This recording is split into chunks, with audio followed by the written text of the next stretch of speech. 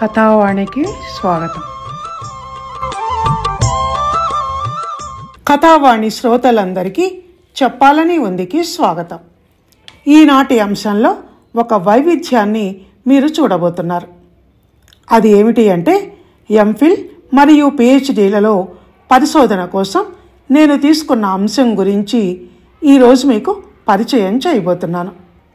ఎన్నో రోజుల నుంచి దీని గురించి చెప్పాలని అనుకుంటూ ఉండగా ఈ మధ్య మన కథావాణి శ్రోత అయిన శ్రీమతి భోగిరెడ్డి రేవతి గారు మీ డాక్టరేట్ గురించి చెప్పండి అనటంతో ఈరోజు ఈ అంశాన్ని చేపట్టడం జరిగింది.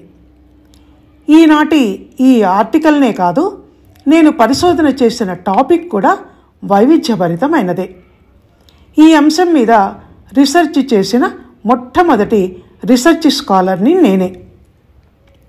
ఎంఫిల్, పిహెచ్డి ఈ రెండింటిలోనూ సేమ్ ఇదే అంశం. అది ఏమిటి అంటే కైఫియత్తులు. కొత్తగా ఉంది కదా ఈ పదం? అవునండి, చాలామందికి కైఫియత్తులు అంటే ఏమిటో తెలియదు. పరిశోధన ప్రారంభించే వరకు నిజానికి నాకు కూడా తెలియదు. ఎంఏలో మాకు ఒక క్వశ్చన్ పేపర్లో షార్ట్ ఆన్సర్ క్వశ్చన్గా ఈ కైఫియత్తులు అని ఇస్తే నేను దాన్ని అటెంప్ట్ చేయకుండా వేరే ఆప్షన్ ఉండటం వల్ల వేరే విషయాన్ని తీసుకున్నాను. అలాంటి నేను దీని మీద పెద్ద పరిశోధనే చేయటానికి కారణం మా ప్రొఫెసర్ ఆచార్య కె గోపాలకృష్ణారావు గారు. ఎంఫిల్ సెలక్షన్ కమిటీ ముందుకు నేను ఇంటర్వ్యూకి వెళ్ళినప్పుడు, దేని మీద ఎంఫిల్ చేద్దామనుకుంటున్నావమ్మా అని అడిగితే, జీవి కృష్ణారావు గారి కీలుబొమ్మల నవల మీద అండి అన్నాను. అప్పటికే నేను ఒక చిన్నపాటి రచయిత్రిని కనుక నా దృష్టి ఎప్పుడూ కథల మీద, నవలల మీదే ఉండేది. అదీ కాక ఈ నవల మీద చేయమని మరో ప్రొఫెసర్ ముందుగానే నాకు సలహా ఇచ్చారు. అయితే గోపాలకృష్ణారావు గారు కైఫియత్తుల మీద చెయ్యమ్మా, దాని మీద ఇంతవరకు ఎవరూ చెయ్యలేదు అన్నారు. నాకు అసలు ఆ కైఫియత్తులు అంటే ఏమిటో తెలిస్తే కదా చేస్తాను చెయ్యను అని చెప్పటానికి. పైగా పెద్దవాళ్ళు ఏది చెప్పినా తల ఊపటమే తప్ప కాదనే వాదన చేసే అలవాటు నాకు మొదటి నుంచి లేదు. స్వభావరీత్యా కూడా నేను మొదటి నుంచి మితభాషిని, కొంచెం సిగ్గరిని. చొచ్చుకుపోయే స్వభావం అంటారే, అది నాకు అస్సలు లేదు. టాలెంట్ని ఎక్స్పోజ్ చేయగల స్వభావం లేదు. నాలో నేను అన్నట్టు ఉండేదాన్ని. దాంతో తల ఊపి వచ్చేసాను. ఆ విధంగా నా ఎంఫిల్ కైఫియత్తుల పేరు మీద గైడ్గా ఆ గోపాలకృష్ణారావు గారి పేరుతోనే రిజిస్టర్ అయింది. నిజం చెప్పాలంటే ఈ సబ్జెక్ట్ తీసుకోవటం వల్ల నేను రీసెర్చ్ చేయటానికి చాలా చాలా కష్టపడాల్సి వచ్చింది. అది ఎందుకు అన్నది తర్వాత చెప్తారు. అయితే ఇక్కడ మరో విచిత్రం ఏమిటంటే, ఎంఫిల్ అయిపోయి మళ్ళీ పిహెచ్డి రిజిస్ట్రేషన్ కోసం నేను ఇంటర్వ్యూకి వెళ్ళినప్పుడు మళ్ళీ ఆ ఇంటర్వ్యూలో కూడా ఈ గోపాలకృష్ణారావు గారే ఉన్నారు. ఈసారైనా ఏదైనా సాహిత్యపరమైన టాపిక్ దొరుకుతుందని, అది నా రచనా వ్యాసంగానికి కూడా పనికొస్తుందని ఆశించి వెళ్ళిన నాకు మళ్ళీ ఆ ఇంటర్వ్యూ బోర్డులో కూడా ఈ ప్రొఫెసర్ గారే ఉండటం, ఎంఫిల్ బాగా చేశావమ్మా, పిహెచ్డి కూడా దీని మీదే చెయ్యి అనటంతో గుండెలో రాయి పడ్డా ఏమీ అనలేక మళ్ళీ తల ఊపి వచ్చేసాను. ఎంఫిల్లో టాపిక్ కైఫియత్తులు ఒక పరిచయం. అయితే పిహెచ్డిలో కైఫియత్తులు చారిత్రక పౌరాణిక అంశాలు అని రిజిస్టర్ అయింది. ఈసారి గైడ్ ఆచార్య కసిరెడ్డి వెంకటరెడ్డి గారు. ఇది నేను కైఫియత్తులను నా పరిశోధనాంశంగా తీసుకోవటానికి వెనుక ఉన్న ఫ్లాష్ బ్యాక్. ఇక ఇప్పుడు కైఫియత్తులు అంటే ఏమిటి అన్నది చెప్తూ దాని పరిశోధనకు నేను అంతగా ఎందుకు శ్రమించవలసి వచ్చిందో ఆ విషయం చెప్తాను. కైఫియత్తులు అన్నది ఒక ఉర్దూ పదం. దీని అర్థం సమాచారం అని. ఉర్దూ మాట్లాడే వాళ్ళు ఇద్దరు వ్యక్తులు కలిసినప్పుడు క్యా కైఫియత్ హై అని పలకరించుకుంటారు. అంటే ఏంటి సమాచారం అని, ఏంటి విశేషాలు అని మనం తెలుగులో అడుగుతాం కదా, అలా. అయితే బ్రిటిష్ వాళ్ళు మనని పరిపాలిస్తున్నప్పుడు ఈస్ట్ ఇండియా కంపెనీ ద్వారా వచ్చిన స్కాట్లాండ్ వాసి అయిన ఒక ఉద్యోగి కల్నల్ కాలన్ మెకంజీ అనేవాడు మన సాహిత్య సంపదను గురించి తెలుసుకుంటున్నప్పుడు సర్వేయర్ ఇంజనీర్గా ఉద్యోగరీత్యా మన తెలుగు గ్రామాలలో పర్యటిస్తున్నప్పుడు గ్రామ చరిత్రల మీద దృష్టి సారించాడు. ఒక ఊరి పేరు, ఊళ్ళో ఉండే దేవాలయం, గుళ్ళు, గోపురాలు, మసీదులు, చర్చిలు, చెరువులు, చారిత్రక కట్టడాలు ఇవన్నీ అడిగి తెలుసుకోవటం, వాటికి సంబంధించిన పాత రికార్డులు, ఆధారాలు ఏవైనా ఉంటే పరిశీలించటం చేశాడు. అలా చేస్తున్నప్పుడు మన గ్రామ చరిత్రలు అతన్ని ఆశ్చర్యపరిచాయి. ఎలాగైనా వాటిని భద్రపరచాలి అన్న సంకల్పాన్ని ఆయనలో కలిగించాయి. అందుకోసం గ్రామకరణాలకు జీతాలిచ్చి ఆ ఊరి సమాచారాన్ని తనకు పంపించాల్సిందిగా పురమాయించాడు. అలా ప్రతి గ్రామం నుంచి ఆయనకు తాటాకుల మీద సమాచారం వచ్చేది. విడతలుగా వచ్చే వాటిని కవిలలు అనేవారు. కవిల అంటే తాటాకు. తర్వాత అవే కైఫియతులుగా పిలువబడ్డాయి. అప్పుడు ఉర్దూ భాషా ప్రభావం తెలుగునాట ఎక్కువగా ఉండేది కదా, అందుకని. అయితే ఈ కవిలలను తర్వాత సాహిత్య అకాడమీ వాళ్ళు ఎవరు దొరికితే వాళ్లతో చేతివ్రాతతో రాయించి బైండింగ్ చేయించి గ్రంథాలయంలో భద్రపరిచారు. ప్రింటెడ్ సమాచారం 1-2 గ్రామాలు, దేవస్థానాల గురించి తప్ప ఉండేది కాదు. గుంటూరు, శ్రీశైలం దేవస్థానం ఈ 2 మాత్రమే అలా ఉండేవి. అయితే నాకెందుకు పరిశోధన కష్టమైందంటే ఆ గొలుసుకట్టు రాత అస్సలు అర్థమయ్యేది కాదు. అందులోనూ ఎన్నో అక్షర దోషాలు, వ్యాకరణ దోషాలు ఉండేవి. పెద్ద పెద్ద బైండింగ్స్ 60 ఉండేవి. అప్పుడు అన్నీ రవీంద్ర భారతి పక్కనున్న కళాభవన్లో ఉండేవి. అప్పుడు నేను ఉండేది చిక్కడపల్లిలో, అయితే మా కాలేజీ మలక్పేటలో. ఆ రాత ప్రతులు లక్డికాపూల్లో. మా గైడ్ ఇల్లేమో ఓల్డ్ సిటీలో చార్మినార్ దగ్గర. ఈ 4 చోట్లకి సంవత్సరంన్నర తిరిగి మొత్తానికి ఎంఫిల్ పూర్తి చేశాను. నేను పిహెచ్డి చేయబోయేసరికి ఆ గ్రంథాలన్నీ తెలుగు యూనివర్సిటీ లైబ్రరీకి, ఉస్మానియా యూనివర్సిటీ క్యాంపస్కు రావడంతో కొంత తేలికైంది.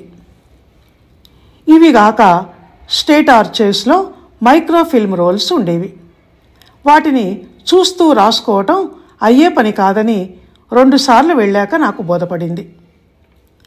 కైఫియతుల పరిశోధన గురించిన ప్రాథమిక పరిచయం అయింది కదా.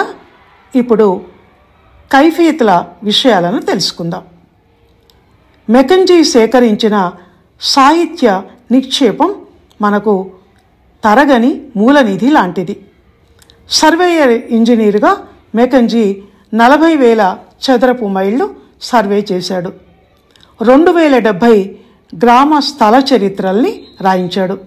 ఇవే కైఫియతులు. ఇందులో 1,050 తెలుగు రాతప్రతులు. కావలి ప్రాంతంలో నివసించే కావలి సోదరులు బొర్రయ్య, లక్ష్మయ్య అనే వాళ్ళు ఈయనకు ఇందులో సహాయపడ్డారు. తెలుగు రాని మెకంజీ వీళ్ళ దగ్గర తెలుగు నేర్చుకుని వారి సహాయంతో మద్రాస్ రాష్ట్రం, నిజాం సరిహద్దు ప్రాంతాల నుంచి బండ్ల కొద్దీ వ్రాతపతులు సేకరించాడు. వీటిని దినవహి, రిపోర్టు, గ్రామ కైఫియతులు, స్థానిక చరిత్రలు అన్నారు. దీనిలో ఎన్నో చారిత్రక, సాంఘిక, పౌరాణిక విషయాలు ఉన్నాయి. వీటి సేకరణ కోసం మెకంజీ ఎన్నో వ్యయప్రయాసలకు ఓర్చాడు. ఆ విధంగా తెలుగులో పరిశోధనకు పునాది వేశాడు. కైఫియతులలోని ప్రధాన వస్తువు గ్రామ వృత్తాంతం కనుక ఒక గ్రామం పేరు, అందులో ఉండే గుడి, గోపురం, స్థల మహాత్మ్యం, చెరువు, తటాకం గురించిన వివరాలు ఇవన్నీ ఉండేవని అనుకున్నాం కదా. అందులో మచ్చుకు మీకు కొన్ని మాత్రం వినిపిస్తాను. ఒక ఊళ్ళో దొండపాదులు ఎక్కువగా ఉండటం వల్ల ఆ ఊరికి దొండపాడు అన్న పేరు వచ్చింది. సుంకయ్య అనే గొల్లవాడు 80 ఏళ్ల వయసువాడు ఒక పల్లె చుట్టూ కోట, ఒక బురుజు కట్టించి బావి తవ్వించినందున ఆ పల్లెకు సుంకయ్య పల్లె అన్న పేరు వచ్చింది. మరికొన్ని పేర్లు ఎంత విచిత్రంగా ఉన్నాయో చూడండి. ఒక వ్యక్తి ఒక స్థలంలో పాలెం కట్టుకొని నివసిస్తూ శ్లేష్మ రోగంతో ఎప్పుడూ దగ్గుతూ ఉండేవాడు కనుక ఆ ఊరికి దగ్గువాడు అని పేరు వచ్చి తర్వాత అది దగ్గువాడుగా అయింది. ఒక పల్లెలో జనం ఎప్పుడు మద్యం మత్తులో తూగుతూ ఉండేవారు కనుక అది తూళ్ళూరు అయింది. ఒక చురకునికి ఇనాంగా ఇచ్చిన ఊరు గొరిగెపూడి అయింది. సీతాదేవి రజస్వలైన స్థలం ముట్నూరు. గుంటూరు పేరు ఎలా వచ్చిందో తెలుసా మీకు? పూర్వం ఈ స్థలంలో ఒక పెద్ద రాతి గుండు ఉండేదట. దాన్ని తొలగించి ఊరు కట్టారు గనక ఇది గుంటూరు అయింది. ఉప్పుమన్ను ఉన్న గ్రామం ఉప్పులూరు. ఇంకా కైఫేతులలో ఉన్న కథలు, సంఘటనలు ఏమిటో మచ్చుకు కొన్ని. కంకణాలపల్లె కైఫియత్తు బ్రహ్మహత్యా పాతకం కథ, పాము పగబట్టే కథ గురించి తెలియచేస్తోంది. పేరంటాలపాడు కైఫియత్తు పేరంటాల కథ ఉంది. ఒకచోట దేవుడి మాన్యం, దయ్యాల పంట భూమి అన్న మాటలు కనిపిస్తాయి. ఇంకా సతీసాగమనం, గ్రామదేవతలు, బోనాలు, వేశ్యావృత్తి, అంటరానితనం, దేవుళ్ళు కలలో కనిపించటం, పూనకాలు, దయ్యాలు పట్టటం, దేవదాసి వ్యవస్థ, నరబలి, ఆత్మబలి, నిధి నిక్షేపాలు, ఇలా ఒకటా రెండా? కైఫియతులు కథలమయం. వేమవరం కైఫియతులో దేశవాళీ కాగితం తయారీ గురించి విపులంగా ఉంది. బందర్రేవులో జరిగే ఎగుమతులు, దిగుమతుల గురించి ఆ కైఫియతు విస్తారంగా తెలియజేస్తోంది. ఇవే కాక ఆనాటి రాజుల గురించి, రాజవంశాల గురించి, కవుల గురించి, కావ్యాల గురించి, ఆయా గ్రామాలలో పండే పంటల గురించి, పశు సమృద్ధి గురించి, స్థల పురాణాలైతే అక్కడి అద్భుత కథల గురించి, ఇలా చెప్పుకుంటూ పోతే ఇక్కడే ఒక బ్రీఫ్ థీసిస్ తయారవుతుంది. కొంత చెప్పాను గనక మిగతాదంతా మీ ఊహకు వదిలేసి ఇంకా సెలవు తీసుకుంటాను. చివరిగా ఒక మాట. కొంత అయోమయ స్థితిలో అయిష్టంతోనే నా ఈ పరిశోధనాంశం రిజిస్టర్ అయినా చేశాక మాత్రం నాకు చాలా పేరు వచ్చిందండి. వైవా తీసుకోవటానికి ఆంధ్ర యూనివర్సిటీ నుంచి వచ్చిన ప్రొఫెసర్ ఒకరు చాలా లోతుకు డ్రిల్ చేసి పరిశోధించబడిన థీసిస్ ఇది అని ప్రశంసించారు.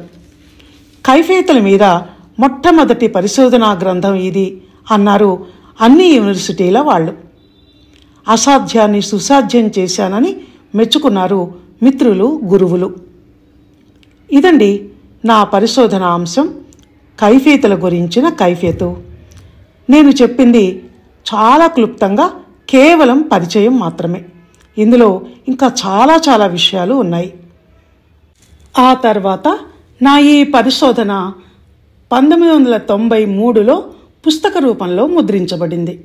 దానికి చక్కటి రంగుల మేళవింపుతో అర్థవంతమైన ముఖ చిత్రాలంకరణ చేసిన వారు ప్రఖ్యాత చిత్రకారులు శ్రీ శీలా వీర్రాజు గారు.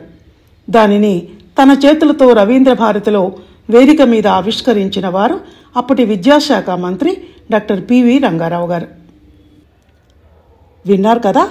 ఇక ఇంతవరకు ఆసక్తిగా విన్న మీ అందరికీ ధన్యవాదాలు తెలియజేస్తూ సెలవు తీసుకుంటాను.